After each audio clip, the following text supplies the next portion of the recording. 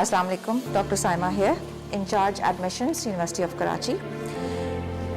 13 तारीख को हमारे बैचलर्स के एंट्री टेस्ट में 8,983 कैंडिडेट्स अपीयर हुए, जिसमें से 2,694 कैंडिडेट्स पास कर गए और 6,289 स्टूडेंट्स क्लियर नहीं कर पाए।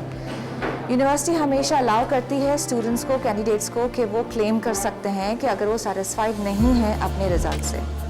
63 क्लेम फॉर्म हमें रिसीव हुए और आज जनवरी 1 को हमने उन सबको बुलाया ताकि वो आकर अपने आंसर स्क्रिप्ट्स को चेक कर सकें।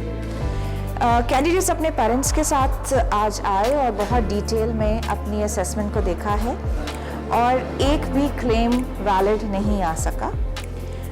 उसके अलावा स्टूडेंट्स ने, कैंडिडेट्स ने अपने आंसर स्क्रिप्ट्स देख के उस पर सैटिस्फैक्ट्री के नोट के साथ साइन भी किया है।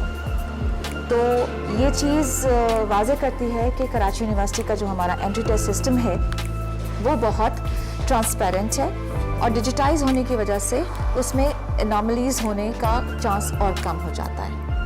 दूसरी बात ये कि हमने कैंडिडेट्स को इतनी छूट दी थी कि अगर कोई किसी की तबीयत ठीक नहीं है या कोरोना पॉजिटिव है तो वो एंट्री टेस्ट वाले दिन ना आए और अपनी एक एप्लीकेशन पेश कर दे। हमारे पास 6 एप्लीकेशन ऐसी आई जिनको कोरोना पॉजिटिव था।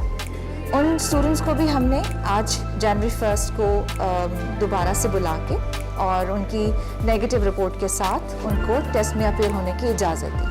6 में से 5 कैंडिडेट्स अपीयर हुए और 15 मिनट में उनके रिजल्ट्स भी हमने उनको दे दिए। माशाल्लाह 5 स्टूडेंट्स ने क्लियर कर लिया है और उनके मेरिट के मुताबिक जिस डिपार्टमेंट में उनको एडमिशन अलॉट किया जाना था वो हम अलॉट कर चुके हैं।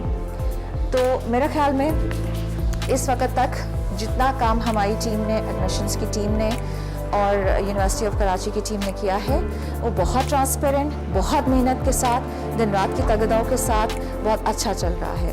आपकी अप्रिसिएशन हमें पहुंच रही है, आपकी पॉजिटिव फीडबैक हमें पहुंच रही है। बहुत शुक्रिया, थैंक यू।